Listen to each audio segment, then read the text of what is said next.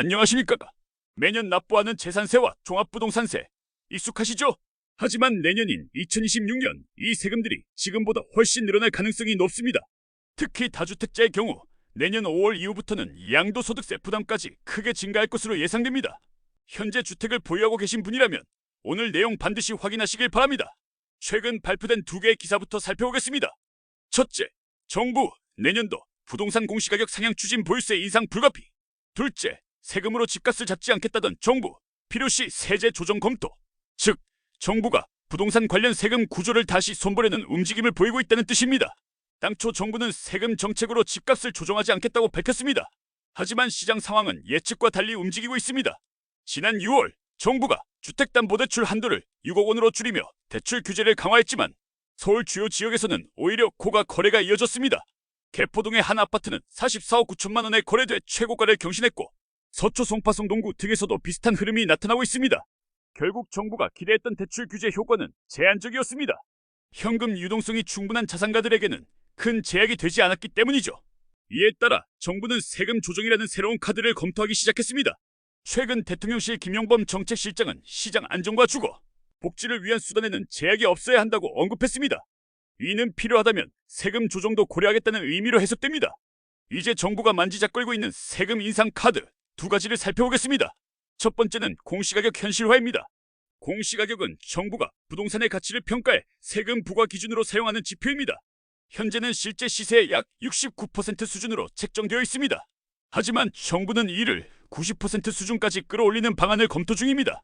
예를 들어 시세가 10억 원인 아파트의 공시가격이 6억 9천만 원이었다면 앞으로는 약 9억 원으로 상향될 수 있다는 이야기입니다.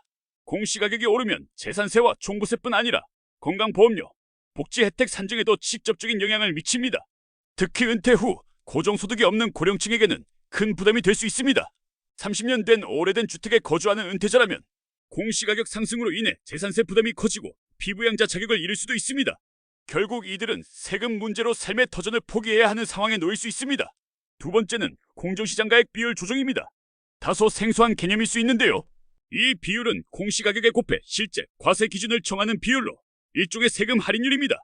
이전 정부는 세부담 완화를 위해 이를 60%까지 낮췄습니다. 하지만 현재 정부는 이 비율을 80% 이상으로 높이는 방안을 논의 중입니다. 공시가격이 오르고 공정시장가액 비율까지 높아진다면 결과적으로 보유세는 단순한 상승을 넘어 2배 가까이 증가할 수 있습니다. 더 주목할 점은 이 두 제도 모두 법 개정 없이 시행령만으로도 변경 가능하다는 것입니다.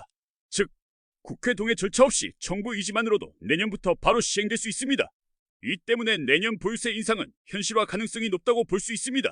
여기에 더해 양도소득세 중과 유예 종료도 큰 변수입니다. 현재 다주택자에게 적용되는 양도세 중과는 2022년부터 한시적으로 완화되어 왔습니다.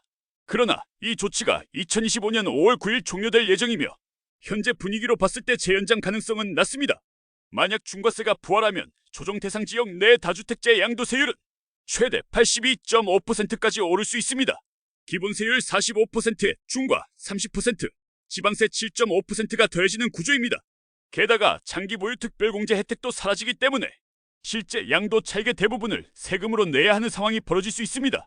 결국 다주택자들은 팔아도 남는 게 없는 구조에 갇히게 됩니다.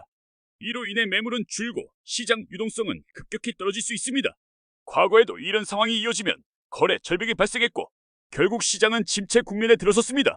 이처럼 세금 강화는 부동산 가격 안정보다는 현금 여력이 있는 고자산가 중심의 시장 구조를 강화할 수 있다는 지적도 있습니다. 전문가들은 보유세를 인상하더라도 거래세를 함께 낮춰야 시장이 돌아간다고 조언합니다. 또한 오랜 기간 한 주택에서 거주해온 고령층과 장기 보유자에 대한 세금 완화도 필요하다고 강조합니다. 이제 우리가 준비해야 할 부분을 정리해 보겠습니다. 1. 국토교통부의 부동산 공시가격 알림이 사이트에 접속해 현재 내 주택의 공시가격을 직접 확인하세요. 2. 공시가격이 1020% 인상될 경우를 가정해 예상 보유세가 얼마나 늘어날지 계산해 보세요. 3. 실제 수치를 파악하면 막연한 불안보다 훨씬 명확하게 대응할 수 있습니다. 정책은 하루아침에 방향을 바꿀 수 있습니다. 그리고 그 변화의 첫 번째 영향은 늘 우리 지갑에서 시작됩니다. 오늘의 핵심 메시지입니다. 정책이 바뀌면 당신의 지갑이 가장 먼저 그 무게를 느낀다.